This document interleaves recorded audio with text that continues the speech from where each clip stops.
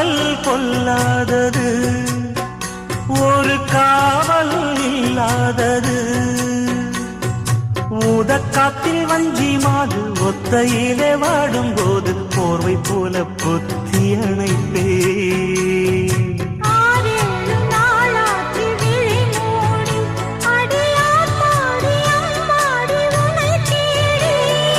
நீதானே மானே என் இளஞ்சோடி, உனை நீங்காது என்று